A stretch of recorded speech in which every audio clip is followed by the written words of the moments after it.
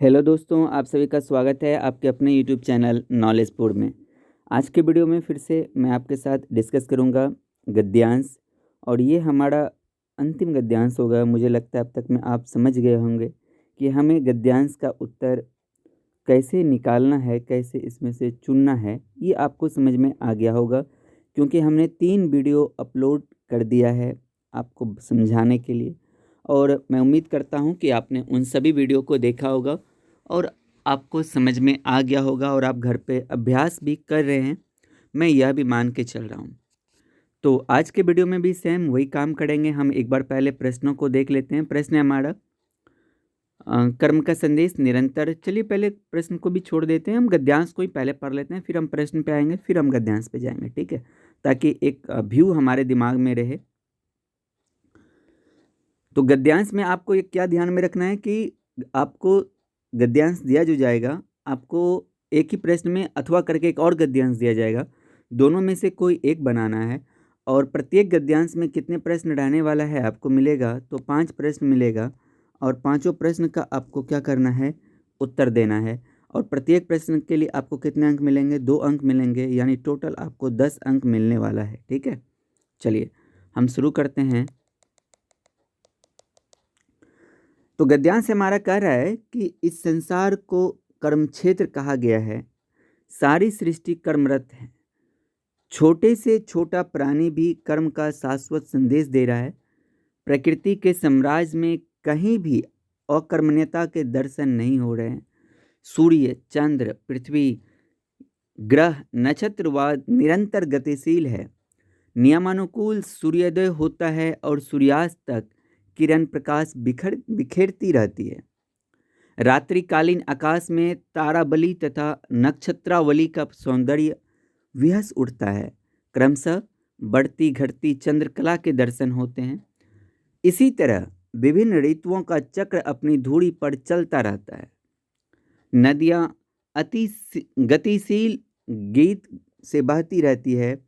पेड़ पौधे पशु पक्षी सबके जीवन में सक्रियता है। वस्तुतः कर्म से परे जीवन का कोई उद्देश्य नहीं है, ठीक है। चलिए अब आगे हम बढ़ते हैं। हमारा और क्या कह रहा है गद्यांश। तो मनुष्य का जीवन पाकर हाथ पैर तो हिलाने ही होंगे। हमारे प्राचीन ऋषियों ने शतायु होने की किंतु कर्म करते हुए जीने की इच्छा प्रकट की थी। देखिए, ठीक है। इतिहास साक्षी है कि कितने ही भारतीय युवकों ने कर्म शक्ति के बल पर चंद्रगुप्त की भांति शक्तिशाली साम्राज्यों की स्थापना की। आधुनिक युग में भारत जैसे विशाल जनतंत्र की स्थापना करने वाले गांधी, नेहरू, पटेल आदि कर्म पथ पर दृढ़ता के प्रतिरूप थे। दूसरी ओर इतिहास उन सम्राटों को भी रेखांकित करता है जिनकी अकर्मण्यता के कारण महान साम्राज्य नष्ट हो गए। वेद, उपनिषद, कुरान, बाइबल आदि हमारे धर्म ग्रंथ कर्मठ मनीषियों की ही उपलब्धियां हैं। आधुनिक ज्ञान विज्ञान की गौरव गरिमा उन वैज्ञानिकों की देन है जिन्होंने साधना की बलि वेदों पर अपनी हर सांस समर्पित कर दी। विज्ञान कर्म का साक्षात प्रतीक है, ठीक है। सुख समृद्धि के शिखर पर आसीन प्रत्येक शक्ति अथवा जाति कर्म शक्ति का परिचय देती है। तो एक बार आप जैसे गद्यांश पढ़ोगे तो आपको एक व्यू दिमाग में आ जाता है, ये गद्यांश किस संदर्भ में है, क्या कहना चाह रहा है। अब हम प्रश्न को पढ़ते हैं और हम आंसर को पिक करने का प्रयास करते हैं। पहला प्रश्न है हमारा कि कर्म का संदेश निरंतर हमें किन से मिल रहा है। तो कर्म का संदेश हमेशा हमें निरंतर किन से मिल रहा है। तो चलिए हम इनको पढ़ने का प्रयास करते हैं और इनके उत्तर को हम क्या करते हैं, ढूंढने का हम प्रयास करते हैं।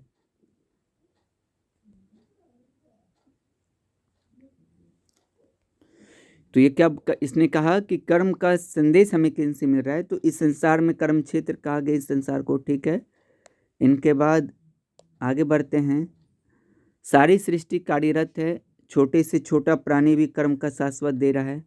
हाँ देखिए, प्रकृति में के साम्राज्य में कहीं भी अकर्मण्यता के दर्शन नहीं हो रहे हैं। सूर्य चंद्र निरंतर गतिशील है। नियमानुकूल सूर्योदय होता है, सूर्यास्त तक किरणें बिखरती है, रात्रिकालीन आकाश में ये होता है, क्रमशः बढ़ती चंद्रकला किसी कारणवश। अब देखिए इन सबको पढ़िएगा तो एक चीज़ हमें मालूम पड़ गया यहाँ से लेके यहाँ तक में कि ये क्या कारक इन संसार में कर्म, इस संसार को कर्म क्षेत्र कहा गया है। सारी सृष्टि कर्मरत है। तो प्रश्न तो यही पूछ रहा था ना हमसे, प्रश्न तो यही था, कर्म का संदेश निरंतर हमें किन से मिल रहा है? तो कर्म का निरंतर संदेश हमें किन से मिल रहा है? सृष्टि से मिल रहा है। किससे मिल रहा है भाई? तो सृष्टि से मिल रहा है, संसार से मिल रहा है। यही हमारा उत्तर हो जाएगा।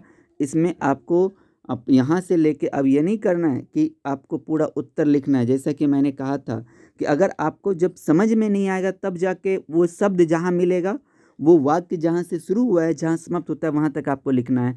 लेकिन यहाँ पर तो देखिए हमें मिल गया ना, सारे सृष्टि कर्म रहते हैं, तो हमें कर्म करने का किससे मिल रहा है? तो भाई सृष्टि से मिल रहा है। यही हमारा उत्तर हो गया। अगले प्रश्न को देखते हैं। दूसरा प्रश्न है हमारा कि ऋषियों ने 100 वर्ष का कैसा जीवन चाहा था। अब हमने देख लिया कि ऊपर में हमें कहीं पर भी ऋषि नहीं मिला था, है ना। इनसे पहले हमें कहीं पर भी ऋषि नहीं मिला था। हम आगे बढ़ते हैं।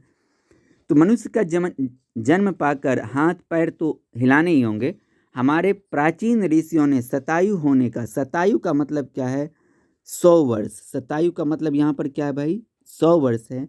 शतायु होने की किंतु कर्म करते हुए जीवन जीने की इच्छा प्रकट की थी। ठीक है, अब देखिए प्रश्न हमारा क्या कर रहा है, एक बार प्रश्न को पढ़ें। ऋषियों ने 100 वर्ष का जीवन कैसा चाहा था? तो ऋषियों ने 100 वर्ष का जीवन, आप क्या बोलोगे, क्या करते हुए चाहा था? तो कर्म करते हुए चाहा था। ऋषियों ने 100 वर्ष का जीवन कैसा चाहा था? कर्म करते हुए जीने की इच्छा प्रकट की थी। हो गया। तीसरा प्रश्न क्या रहा है? कर्म के बल पर किन साम्राज्यों की स्थापना हुई? तो हम यहाँ से आगे बढ़ते हैं।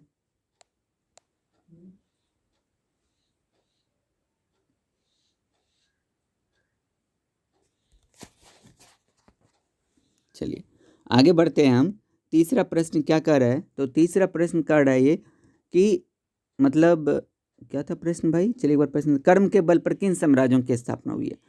तो यहाँ तक हो गया था। तो इतिहास साक्षी है कि कितने ही भारतीय युवकों ने कर्म शक्ति के बल पर चंद्रगुप्त की भांति शक्तिशाली साम्राज्यों की स्थापना की। किसका भाई? चंद्रगुप्त। हो गया, कर्म के बल पर चंद्रगुप्त साम्राज्यों की स्थापना हुई है। हो गया हमारा। आगे बढ़ते हैं। अब चौथा प्रश्न क्या कर रहा है? अक्रमण्यता के क्या परिणाम होते हैं? तो आगे बढ़े ना हम। तो आगे देखते हैं। आधुनिक युग में भारत जैसे विशाल जनतंत्र की स्थापना करने वाले इन सभी ने कर्मपथ पर ही दृढ़ता के प्रतिरूप थे। ठीक है, ये तो नहीं पूछा जा रहा है। दूसरी और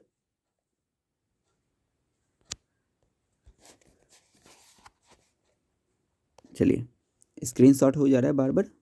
तो क्या कह रहा है? तो दूसरी और इतिहास उन सम्राटों को भी रेखांकित करता है जिनकी अक्रमण्यता के कारण महान साम्राज्य नष्ट हो गए। उत्प्रश्न ये पूछ रहा है, कर्म के बल पर किन साम्राज्यों की स्थापना, मतलब साम्राज्यों की नहीं, अकर्मण्यता के क्या परिणाम हुए? तो अकर्मण्यता के कारण, यानी जो शासक या जो व्यक्ति कर्म नहीं करता है उनका साम्राज्य क्या हो गया है? नष्ट हो गया है। यही लिखना है। अकर्मण्यता के क्या परिणाम हुए? तो अकर्मण्यता के कारण कई सारे साम्राज्य नष्ट हो गए। ठीक है। अंतिम प्रश्न है, विज्ञान कर्म का प्रतीक है कैसे? चलिए इनको भी हम आगे बढ़ते हैं। अब तो वेद उपनिषद, कुरान, बाइबल आदि सारे धर्म ग्रंथ कर्म मनीषियों की उपलब्धि है। ये तो हमसे पूछा ही नहीं जा रहा, तो इसका कोई तुक नहीं बनता है। आधुनिक ज्ञान विज्ञान की गौरव गरिमा उन वैज्ञानिकों की देन है जिन्होंने साधना की बलि वेदी पर अपनी हर सांस समर्पित कर दी। विज्ञान कर्म का साक्षात प्रतीक है। प्रश्न क्या कर रहा है? विज्ञान कर्म का प्रतीक है कैसे? तो आप यहाँ से इनको उठा के बिल्कुल लिख सकते हैं। यहाँ से कहाँ गया? आधुनिक ज्ञान विज्ञान से। आधुनिक ज्ञान विज्ञान की गौरव गरिमा उन वैज्ञानिकों की देन है जिन्होंने साधना की बलि वेदी पर अपनी हर सांस समर्पित कर दी। विज्ञान कर्म का साक्षात प्रतीक है। अगर आप ये भी लिख दोगे तो आपको उत्तर मिल जाएगा।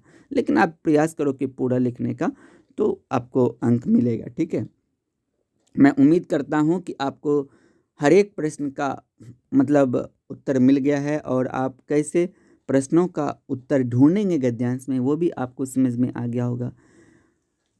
अगर और आप इस वीडियो को देखें, देखने के बाद आपके पास जो भी मॉडल सेट है या जो भी आपके पास क्वेश्चन बैंक है या गैस पेपर है, आप उनसे गद्यांश को बनाने का प्रयास कीजिए। मैं हर एक वीडियो में कह रहा हूँ, आप नियंत्रण प्रत्येक दिन 2 हिंदी का, है ना, 2 हिंदी का, 2 संस्कृत का और अंग्रेजी का भी अगर आप बना सकते हैं तो बनाने का प्रयास कीजिए। लेकिन इस दोनों लैंग्वेज पेपर को आप प्रत्येक दिन अभ्यास कीजिए, क्योंकि ये 10 नंबर आपको देने वाला है, जो जिसमें किंतु परंतु नहीं है, मिलेगा ही मिलेगा आपको। एक तरीके से प्रश्न भी है, उत्तर भी है, बस आपको ढूँढना है।